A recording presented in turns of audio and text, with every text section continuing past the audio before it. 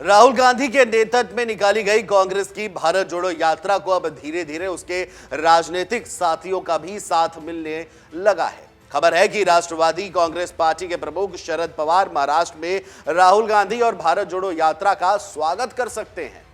कांग्रेस की भारत जोड़ो यात्रा 9 नवंबर को महाराष्ट्र में प्रवेश करेगी।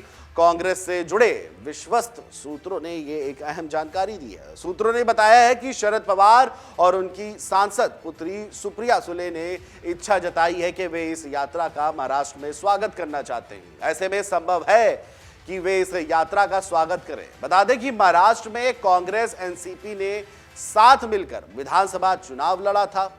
राहुल गांधी महंगाई, बेरोजगारी जैसे मुद्दों को लेकर के भारत जोड़ो यात्रा निकाल रहे हैं, जो कन्याकुमारी से शुरू हुई है और जम्मू कश्मीर में जाकर के खत्म होगी। कांग्रेस के कई दिग्गज नेता यात्रा के दौरान 3500 किलोमीटर की पैदल चलेंगे और पार्टी ने राहुल गांधी समेत उन 119 नेताओं को भारत यात्री नाम दिया है, जो पदयात्रा करते हुए कश्मीर तक जाएंगे।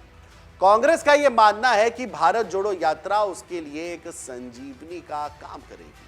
बताते चले कि यात्रा के आरंभ होने से पहले कांग्रेस ने सभी समान विचारधारा वाले राजनीतिक दलों और संगठनों का आह्वान किया था कि वे इस यात्रा का हिस्सा बने और इस यात्रा की शुरुआती मौके पर कन्याकुमारी से तमिलनाडु के मुख्यमंत्री और द्रमुक नेता एमके स्टालिन मौजूद थे।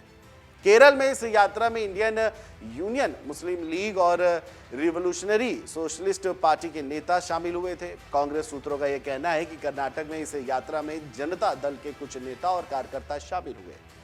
भारत जोड़ो यात्रा के 32वें दिन कांग्रेस नेता राहुल गांधी ने कहा कि कुछ राजनीतिक दल युवाओं को गुमराह कर देश में नफरत फैलाने की कोशिश कर रहे हैं।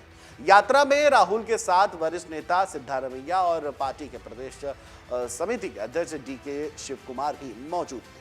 अपनी एक तस्वीर साझा करते हुए राहुल गांधी ने कहा था, ये युवा कह रहे हैं कि हमारे प्यारे भारत में नफरत के लिए कोई जगह नहीं है। कुछ साल पहले देश में ऐसा माहौल नहीं था जैसा कि आज है। युवा हमारे देश का भविष्य है। वे नफरत नहीं, प्रेम चाहते हैं। वे रोजगार चाहते हैं ताकि अपने परिवार और अपने देश का भविष्य उज्जवल बना सके। कुछ राजनीतिक दल नफरत की राजनीति के लिए उन्हें बेरोजगार देखना चाहते हैं। राहुल गांधी के नेतृत्व में कांग्रेस की भारत जोड़ो यात्रा फिलहाल सुर्खियां खूब जमकर बटोर रही है, लेकिन असली सवाल अभी भी वही है कि क्या राहुल इस यात्रा के जरिए पार्टी में फिर से जान फूंक पाएंगे। 2024 के लोकसभा चुनाव से पहले कांग्रेस की असली परीक्षा इसी साल हिमाचल प्रदेश और गुजरात में होने वाले विधानसभा चुनाव में भी होगी। इसके अगले साल 9 राज्यों में विधानसभा चुनाव होने हैं। इनमें से एक राज्य कर्नाटक भी है, जहां राहुल गांधी इस समय यात्रा कर रहे हैं। कांग्रेस पार्टी कर्नाटक की बोम्मई सरकार पर भ्रष्टाचार के मुद्दे पर लगातार हमलावर है। पार्टी कार्यकर्ताओं में भी उत्साह दिख रहा है। हालांकि अब देखना होगा कि कार्यकर्ताओं का यह उत्साह चुनाव तक बरकरार रहता है या नहीं। यात्रा के 1 महीने से अधिक के समय हो चुका है और कई तस्वीरें सोशल मीडिया पर सुर्खियां बटोरती हुई भी दिखाई दी है। हाल ही में राहुल गांधी का भारी बारिश में समर्थकों की भीड़ को संबोधित करना चर्चा में रहा। राहुल की अब तक की यात्रा केरल के कुछ हिस्सों में स्पष्ट रूप से सकारात्मक और उत्साहजनक रही। हालांकि इसकी एक वजह यह भी है कि पार्टी केरल और कर्नाटक दोनों में मजबूत है, लेकिन असली परीक्षा जल्द ही यानी अन्य राज्यों में होगी।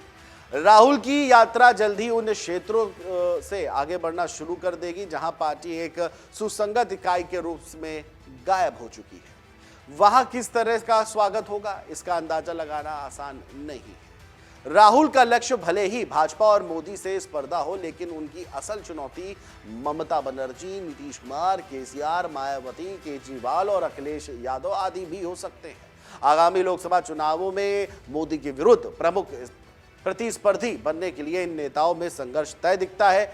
राहुल की यात्रा अगले साल जनवरी में संपन्न होगी और तब तक आगामी आम चुनावों की सुगबुगाहट होने लगेगी। ऐसे में इस यात्रा का एक मकसद राहुल का कद बढ़ाना भी लगता है, ताकि वह विपक्षी गोलबंदी के केंद्र में आ सके।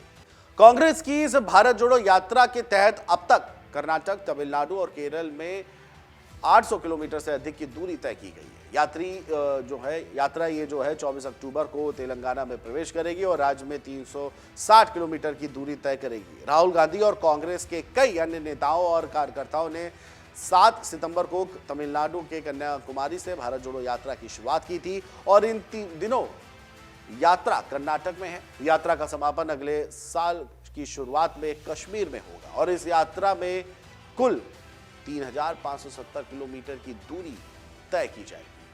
अगर आप ये वीडियो YouTube पर देख रहे हैं तो हमारे चैनल को सब्सक्राइब करें और बेल आइकन को दबाना ना भूलें। अगर आप Facebook पर ये वीडियो देख रहे हैं तो हमारे पेज को लाइक करें। डाउनलोड करें अमर उजाला ऐप और पाएं खबरें लगातार।